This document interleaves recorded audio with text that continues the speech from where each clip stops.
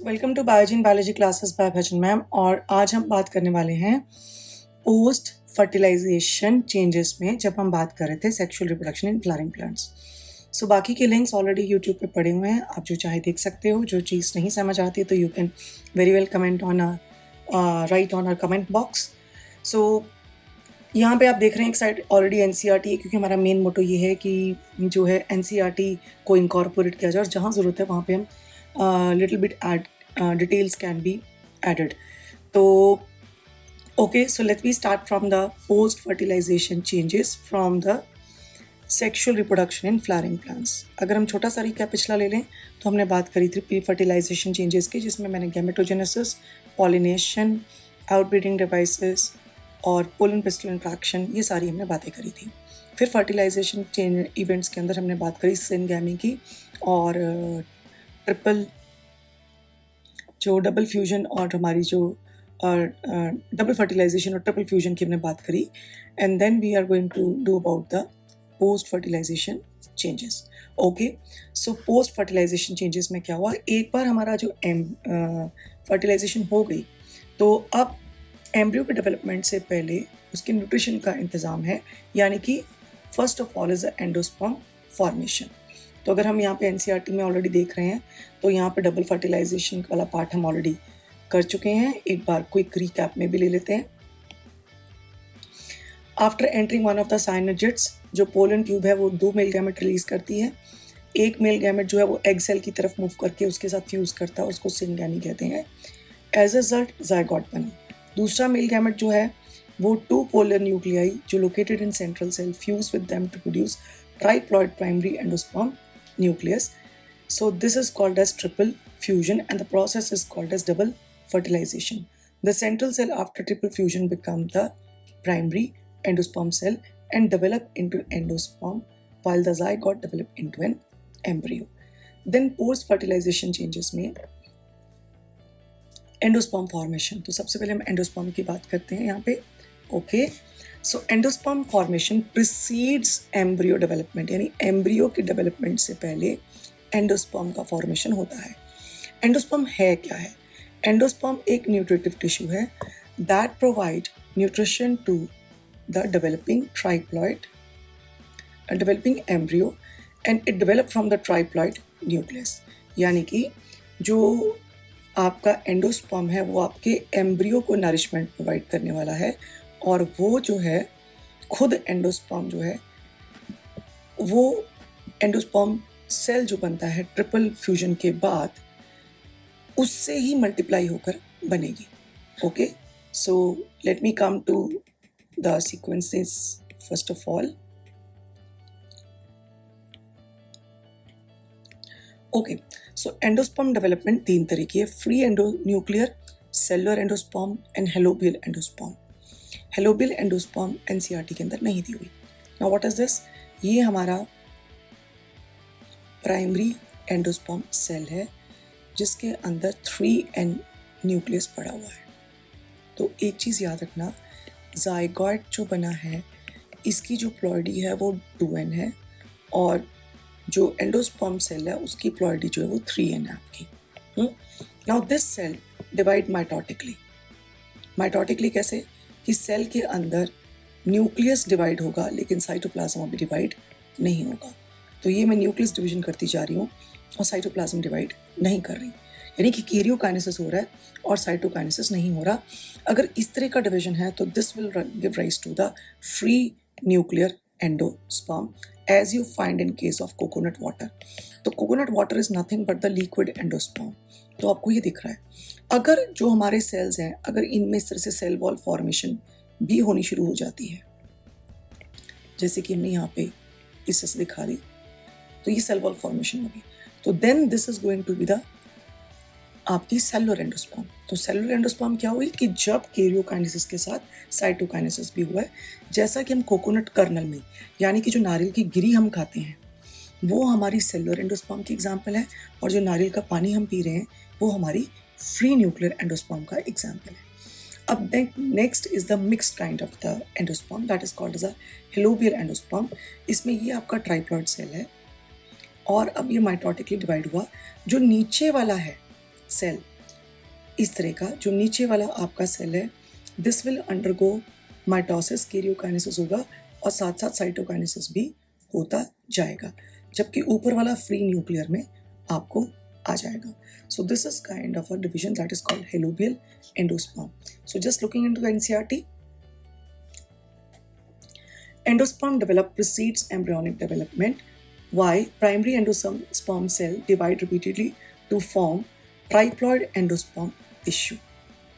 मतलब आप ये समझ लो, अगर किसी का क्रोमोसोम नंबर 8 है तो इसका मतलब उसके ओव्यूल में क्रोमोसोम नंबर 4 होगा, बट उसकी एंडोस्पर्म में क्रोमोसोम नंबर कितना होगा? That is 3n, n is 4, तो हम कह सकते हैं यानी कि 12, तो उसका जो प्लॉइडी होगा वो 12 होगा. Okay, the cells of this tissue are filled with the reserve food material and are used for the nutrition of developing embryo. In most common type of endosperm development, PEN undergo successive nuclear division, giving rise to free nuclei.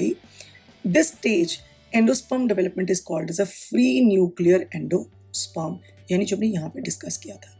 Okay. Subsequently, the cell wall formation occur and endosperm become cellular. The number of free nuclei formed before cellularization varies greatly. The coconut water from tender coconut that you are familiar with is nothing but the free nuclear endosperm made up of thousands of nuclei.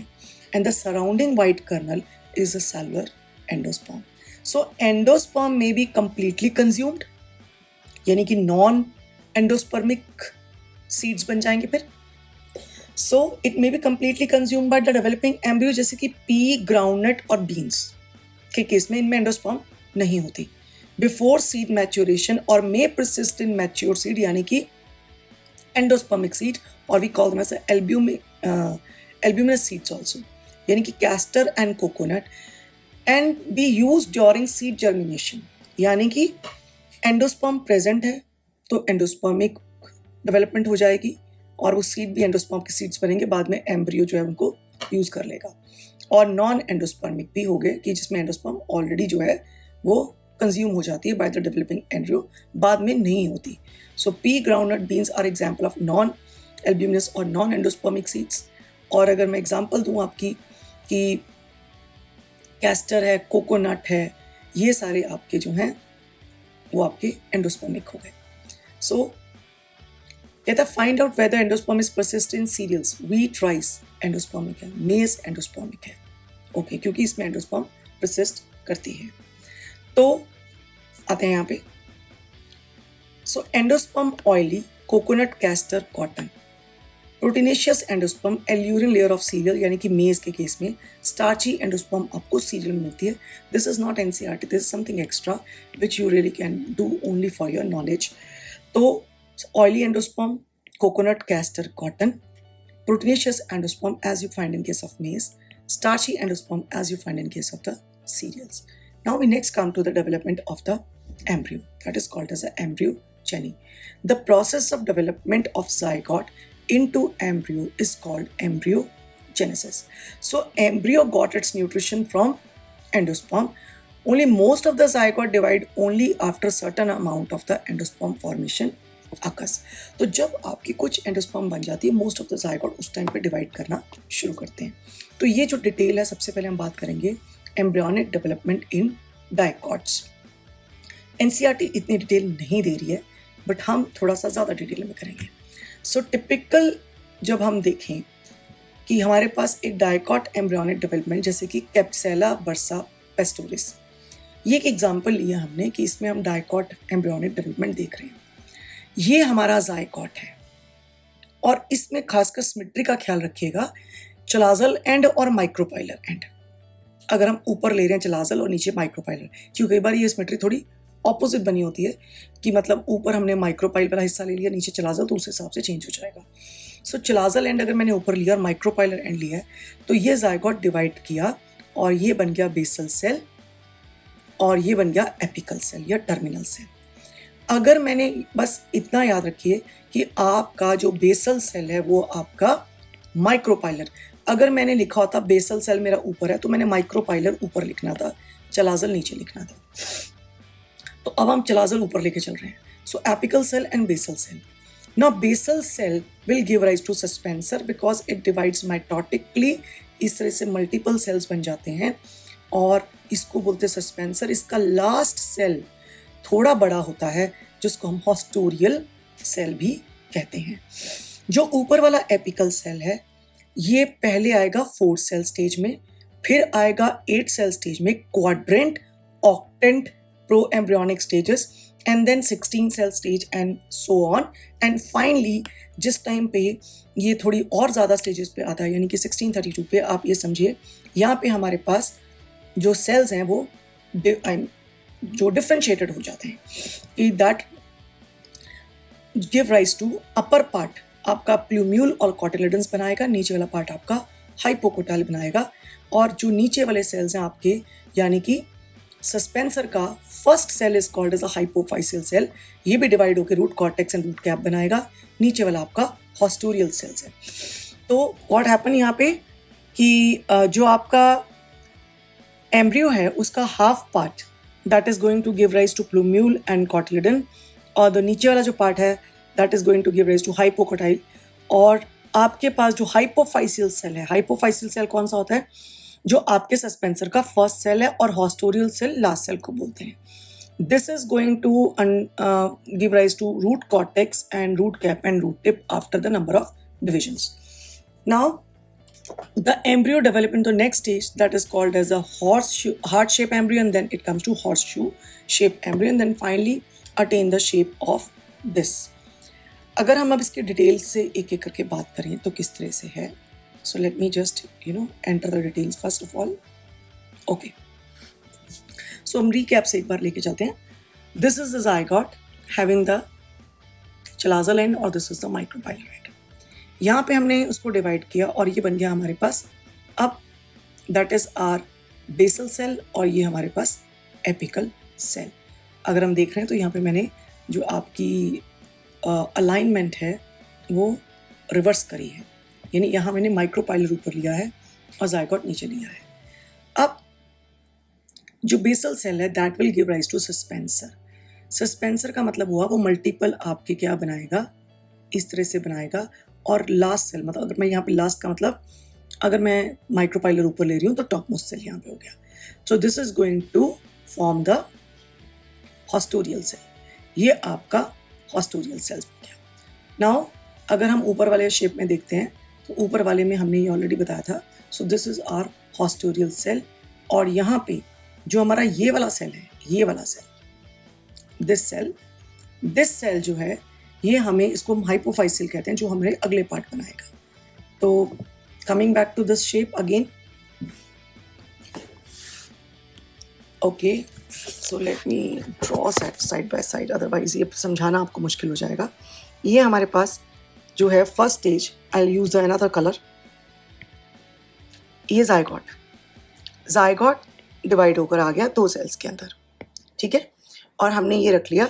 अब let's say हमारा जो normal हम बना रहे थे, ये हमारा चलाजल है, ये हमारा माइक्रोपाइलर एंड है।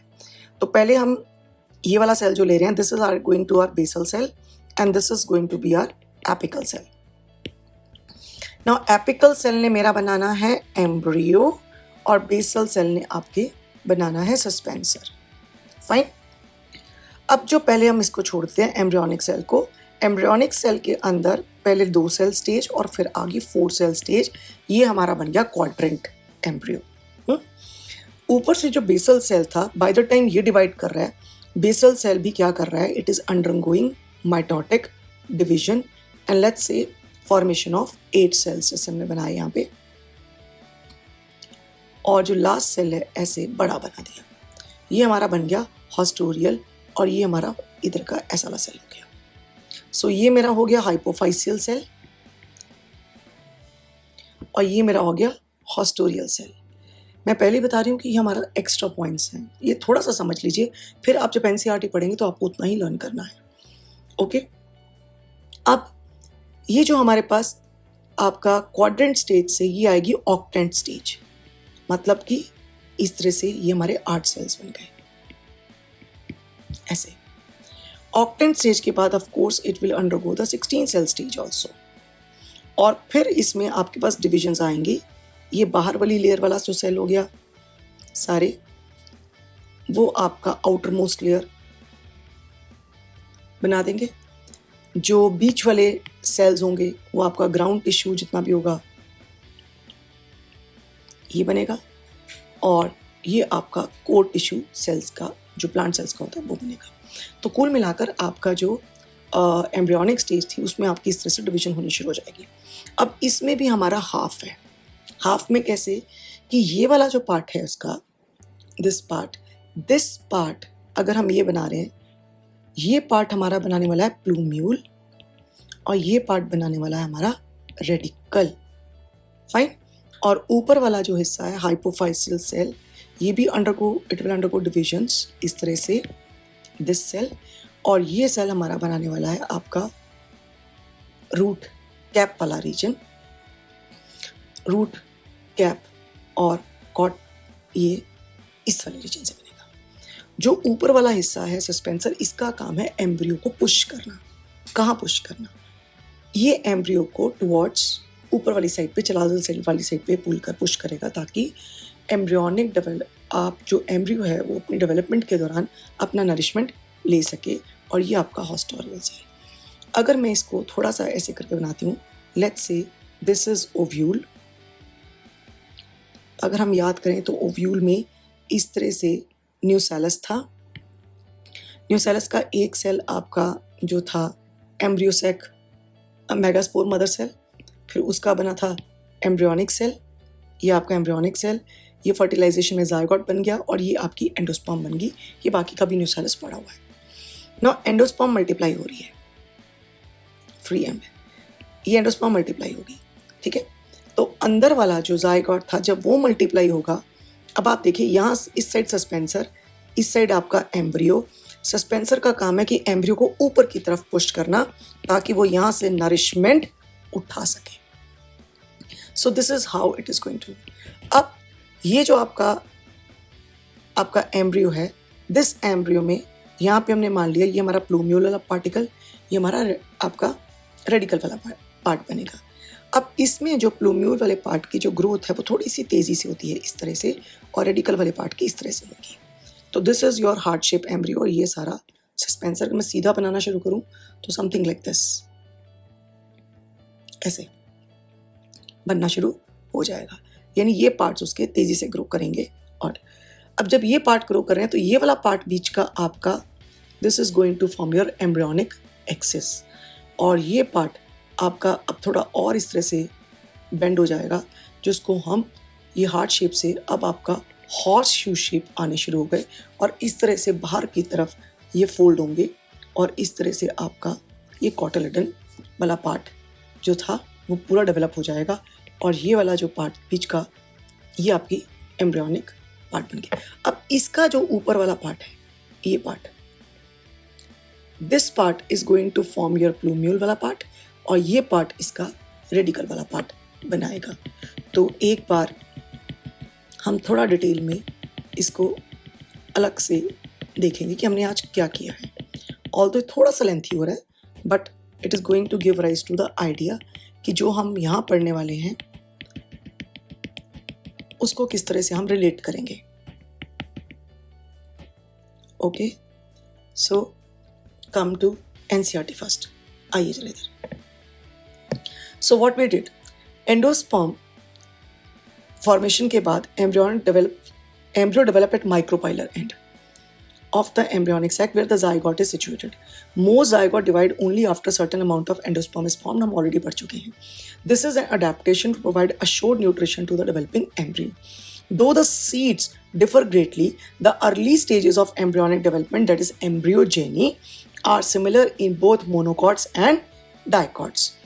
Now, the stages of the embryogeny in dicot embryo. अब उसने कोई आपको एपिकल सेल, कोई बेसल सेल की बात ही नहीं करी है। वो सीधा बोलता है it give rise to pro embryo and subsequently globular, heart shape and mature embryo. So what is your pro embryonic stage, यानी quadrant stage, quadrant embryo 4 cell stage वाला, and then you have the octant embryo 8 cell stage वाला। ठीक है, these are the pro-embryonic stage, and then you have a 16 cell और maybe 32 cell stages पे आते आते ये आपका ग्लोबुलर एम्ब्रियो। और अब यहाँ पर आपका ये पार्ट बन जाएगा रेडिकल वाला पार्ट, ये वाला पार्ट बनेगा आपका प्लूम्यूल वाला पार्ट। प्लूम्यूल वाले पार्ट की ग्रोथ इस तरह से होगी ये, और रेडिकल वाले पार्ट की ग्रोथ इस तरह से नीचे आएगी, और सस्पेंसर के बाकी पार्ट्स नीचे ही हैं। तो ये सस्पेंसर वाला हिस्सा है। सस्पेंसर ने फाइनली उसको पुश करके खुद खत्म होना है। Now this is going to be your heart shape embryo, अगर ये शेप लेता है, and then you have a horseshoe shape embryo, जो कि आपको दिखाया हुआ है यहाँ पे डायग्राम के अंदर, ऐसे एनसीईआरटी नहीं बोल रही है। ये आ गया। अब ये वाला जो हिस्सा बीच का है, ये वाला, this part is your embryonic disc. Embryonic disc के ऊपर वाला हिस्सा, it is going to form plumule, नीचे वाला हिस्सा is going to form the radicle, उसके ऊपर आपकी रूट कैप और ये सारे पार्ट आएंगे। सो मैच्योर एम्ब्रियो, तो मैच्योर एम्ब्रियो में इसने सीधा ही बोल दिया मैच्योर एम्ब्रियो। अगर हम एनसीईआरटी में देखते हैं तो जरा देखिए, इसके अंदर यू हैव जाइगोट, देखो इसमें दो सेल स्टेज दिखाई हुई है। 2 सेल में ये वाला पार्ट आपका कौन सा हो गया, क्योंकि इसमें हमारा पास सस्पेंसर जो है, जो ये वाला पार्ट है वो ऊपर है और ग्लोबुलर एम्ब्रियो नीचे है। तो इसका मतलब एम्ब्रियो ऑलवेज कौन सी साइड पे होता है, यानी this is going to be your chalazal end, ये वाला, और ये आपका माइक्रोपाइलर एंड होगा। अब आप देखेंगे इसमें इसने सस्पेंसर दिखाया हुआ है और यहाँ भी दिखाया हुआ है, वहाँ वो नाम भी नहीं ले रहा। इधर एक बड़ा लास्ट सेल में दिखाया हुआ है जिसको हम हॉस्टोरियल सेल कहते हैं, जो हमने यहाँ पे दिखाया था कि जो लास्ट सेल है, अगर मैं इस से देखूंगी, मतलब हम ये कह सकते हैं जो सेल्स टुवर्ड द जो माइक्रोपाइलर एंड वाली साइड पे, जो सबसे जो सस्पेंसर का लास्ट सेल माइक्रोपाइलर एंड वाली साइड पे आएगा, वो आपका हॉस्टोरियल सेल हो जाएगा। ओके, उसके बाद ये सस्पेंसर, और ये देखिए ये आपका globular embryo, 4 cell, 8 cell, 16 cell, and then यहाँ पे ये हार्ट शेप एम्ब्रियो, क्योंकि ये हिस्सा रेडिकल की साइड पे चला जाएगा, ये हिस्सा प्लूम्यूल की साइड पे चला जाएगा, और यहाँ पे आपकी एम्ब्रियोनिक डिस्क वाला पार्ट आएगा। अब ये देखिए यहाँ पे वो दिख रही है रेडिकल, ये इसने दिखा दिए कॉटिलिडन्स, प्लूम्यूल ये वाला पार्ट हो गया, ये रेडिकल हो गया, और ये बीच के पार्ट आपकी सारी एम्ब्रियोनिक डिस्क वाला पार्ट हो गया। और अगर हम इधर देखें तो ये यहाँ पे वो आपको हार्ट शेप के बाद हॉर्स शू शेप एम्ब्रियो भी दिखा रहा है, और यहाँ पे स्टेजेस सिंपली आपको मेंशन करी हुई हैं। Okay, now typical dicot embryo consist of embryonal axis. Embryonal axis, ये देखिए ये पार्ट जो है हमारे पास एम्ब्रियोनल एक्सिस है, जिस जगह पे कॉटिलिडन्स अटैच होंगे, जिस जगह पे कॉटिलिडन्स अटैच होंगे उसको हम बेसिकली कहते हैं कॉटिलिडनरी पॉइंट, और we can simply say the point of attachment of cotyledon. इस point of attachment of cotyledon के ऊपर वाला हिस्सा इज प्लूम्यूल, नीचे वाला हिस्सा इज रेडिकल। प्लूम्यूल के ऊपर वाला हिस्सा ये आपका आ गया, दैट इज एपिकोटाइल, और रेडिकल के नीचे आपका आ गया दैट हिस्सा जो है that is portion below, that is hypocotyl, और ये वाला पोर्शन आपका आ गया रेडिकल और रूट कैप का। So sorry, I am sorry, यहाँ पे थोड़ा सा रॉन्ग हुआ है, एक बार फिर इसको दोबारा से बताती हूँ। This part is embryonal disc, जिस जगह से कॉटिलिडन्स अटैच होते हैं उसको हम कॉटिलिडरी पॉइंट कहते हैं। उसके ऊपर वाला पार्ट आपका आ गया एपिकोटाइल, नीचे वाला पार्ट आ गया हाइपोकोटाइल, इसके नीचे वाला पार्ट आ गया रेडिकल, इसके नीचे वाला पार्ट आ गया plumule. So embryonal axis and 2 cotyledons, the portion of the embryonal axis above the level of cotyledons is epicotyle, which terminates with plumule or stem tip. The cylindrical portion below the level of the cotyledon is called hypocotyle and terminate at radicle or root tip, which is further covered by the root cap. So this is a typical dicot embryo. Now embryo of monocotyledon possess only one cotyledon. In grass family, the cotyledon is called scutellum, and it is situated towards one side or lateral side of embryonal axis. At its lower end, embryonal axis has reticle, root cap enclosed in undifferentiate called coleorhiza. अगर हम ये diagram देखेंगे तो ये देखिए, this is the scutellum, ये आपका, this is मतलब अनडेवलप, आपका पूरा डेवलप नहीं होगा, अंडर डेवलप कॉटलेडन है. सो that is thin and peppery and it is called scutellum. यहाँ पे दिस पार्ट, ये सारा, ये पार्ट आपकी एम्ब्रियोनल डिस्क आ गया आपका सारा. यहाँ पे आपका कॉटलेडन सो कॉल्ड अटैचमेंट आ गई. इसके ऊपर वाला पार्ट एपिकोटाइल, बट यहाँ पे हम डायरेक्ट बोलते हैं प्लूम्यूल, और प्लूम्यूल के ऊपर एक sheet like structure that is called as coleoptile. ऐसे ही नीचे वाला part is called as a radicle, उसके ऊपर रूट कैप, फिर we have the another sheet like structures that is called as coleorhiza. So dicot और मोनोकॉट एम्ब्रियो में क्या है, एपिकोटाइल और प्लूम्यूल. नीचे हमारे पास आ गया हाइपोकोटाइल और रेडिकल. लेकिन अगर ये मोनोकॉट होता तो मैं बोलती एपिकोटाइल बोल लीजिए, या फिर सिंपली बोल लीजिए प्लूम्यूल और कॉल्यूपोटाइल, या फिर आ जाइए रेडिकल और फिर आ गया आपका कॉल्यूराइजा. तो इस तरह से हमारे पास आ गया रेडिकल के बाहर root tip and coleorhiza. So let me just read it out. In grass family cotyledon is called scutellum. क्यों? क्योंकि थिन एंड पेपरी है और एक साइड पे अटैच है. At its lower and the embryonic axis, यानी कि हमारी एम्ब्रियोनल एक्सिस है, has radical, root cap enclosed in undifferentiated sheet called as coleorhiza. The portion of the embryonal axis above the level of attachment of scutellum. अगर मैं scutellum को यहाँ बोल रही हूँ तो ये वाला पार्ट आपका फिर क्या हो गया, that is called as the plumule, और हम इसको epicotyle भी कह सकते हैं. Epicotyle has a shoot apex and few leaf primordia that is called as a coleoptile. अब यहाँ देखने वाली हिस्सा है ये आपका कॉल्यूपोटाइल, ये शूट एपेक्स और ये एपीब्लास्ट. कई बार ये भी पूछ लेते हैं क्या चीज़ है. एक्चुअली एपीब्लास्ट क्या रिप्रेजेंट करता है, epiblast represent the reduced, second reduced और वेस्टिजियल, जिसको बोल सकते हैं कॉटलेडन, कि यहाँ पे कभी सेकेंड कॉटलेडन वाला जो पॉइंट है, स्कार कह लो आप उसको, वेस्टिजियल पार्ट कह लो, या जस्ट रिप्रेजेंट है, तो ये इसको रिप्रेजेंट करता है. तो this is a monocot embryo. अगर मैं थोड़ा सा डिटेल में देखूंगी तो डाइकॉट एम्ब्रियो जैसे हमने डिस्कस कर लिया, तो सीधा हम मोनोकॉट्स पे आते हैं. तो मोनोकॉट की डेवलपमेंट क्योंकि इतनी डिटेल में नहीं है, तो I am directly coming from the figure. आपको नोट्स हैं तो नोट्स ऑलरेडी टेलीग्राम पे लिंक पे पड़े हुए हैं, आप देख सकते हैं. तो यहाँ पे हमारे पास जायगॉट है. Zygote divide into 3 cells, terminal, middle, basal. Basal जो है, बेसल सेल, टर्मिनल और मिडल 3 सेल स्टेज है. टर्मिनल बनाएगा कॉटलेडन, कॉटलेडन के नाम पे सिर्फ क्या बनेगा, स्कूटेलम. मिडल सेल बनाएगा प्लूम्यूल भी, सस्पेंसर भी, रेडिकल भी, यानी कि कॉल्यूपोटाइल और कॉल्यूराइजा सब कुछ इससे बनना है. और बेसल आपका सस्पेंसर वाला बनाएगा. तो ये आपका बेसल सेल है. अल्टीमेटली ये सस्पेंसर बहुत रिड्यूस होता है, खत्म हो जाएगा. तो मिडल सेल ने ये आपका वही शुरू का प्रो एम्ब्रियोनिक स्टेज बनाई.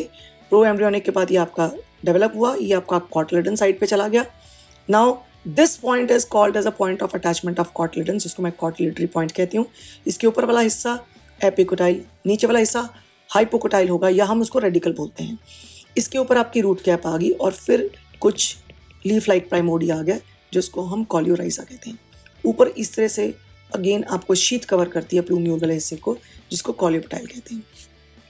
अब ये मोनोकॉट एम्ब्रियो को अगर हम अरेंजमेंट देखना चाहते हैं कि मान लो मेरा मेज सीड है, तो मेज सीड के अंदर आपने देखा होगा येलो और नीचे आपको एक वाइट सा पार्ट दिखता है. मेज सीड में ये आपका पार्ट है. ये पार्ट आपका जो है वो सारा एंडोस्पर्मिक पार्ट है, क्योंकि ये एंडोस्पर्मिक सीड है आपका. इस तरह से यहाँ पे हमने डेवलप किया. ये हमारा एम्ब्रियो और ये उसका स्कूटेलम, ये वाला हिस्सा आ गया. This part is coleoptile, this part is coleorhiza. और यहाँ पे ये देखिए, ये एक तरह से समझो डिवीजन हो गया यहाँ पे. So this is a epidermis layer which is surrounding it. इसके नीचे ये सारा जो है आपके पास, this is the aleurone layer और ये आपकी स्टार्ची एंडोस्पर्म है. So we have this is, अगर आप देखेंगे तो यहाँ पे आपके पास ये सारा एल्यूरियन लेयर है और ये अंदर ये सारी स्टार्ची है. फाइन. तो एपिडर्मिस ने दोनों को सेपरेट किया हुआ. अब मैं बार बार कॉटिलेडन वर्ड क्यों यूज कर रही हूँ स्कूटेलम की जगह, क्योंकि कल को जो सारी नरिशमेंट आनी है, जब ये सॉल्युबलाइज होगा तो this will pass through the scutellum and then to embryo. तो जो काम कॉटिलेडन का क्या काम है कि एम्ब्रियो को नरिशमेंट देना, तो आज भी नरिशमेंट कोटिलेडन यानी स्क्रूटेलम के थ्रू आ रही है, बट उसके अंदर से नहीं आ रही, एंडोस्पर्म से आ रही, but passing through the structure. So that is why हम उसको वर्ड कोटिलेडन वर्ड यूज कर रहे हैं उसके लिए. तो fine. So this is the arrangement of the embryo in the seed. So that's all for today's lecture, जिसके अंदर आज हमने डिस्कस किया है एम्ब्रियो फॉर्मेशन और साथ में एंडोस्पर्म का फॉर्मेशन. सो यहाँ पे ऑल्दो जो NCERT है वो आपको बहुत ज़्यादा क्लियर नहीं लिख रही, पर डायग्राम्स के अंदर है, तो इसीलिए हमने यहाँ पे ट्राई किया है कि आपको थोड़ा डिटेल में दे सकें. But finally stick yourself to understanding के लिए पढ़ सकते हैं, stick yourself to the typical part of the this. तो आज जब हम ये लेक्चर रिकॉर्ड करें, अभी कल ही नीट का एग्ज़ाम होके हटा है, तो जब मैं उसको देख रही थी तो बहुत ही ज़्यादा हर चीज़ आप ये कह लो एज इट इज़ टिपिकली बहुत स्ट्रैटेजिकली वो प्लांट करके चीज़ों को प्लान करके जो है वो क्वेश्चंस हमारे बनाए हुए थे. तो हम उनको देख सकते हैं, इसलिए हमारी NCERT की लैंग्वेज एंड NCERT की वर्डिंग्स बहुत मायने रखती हैं as far as the exams are concerned. So thank you very much.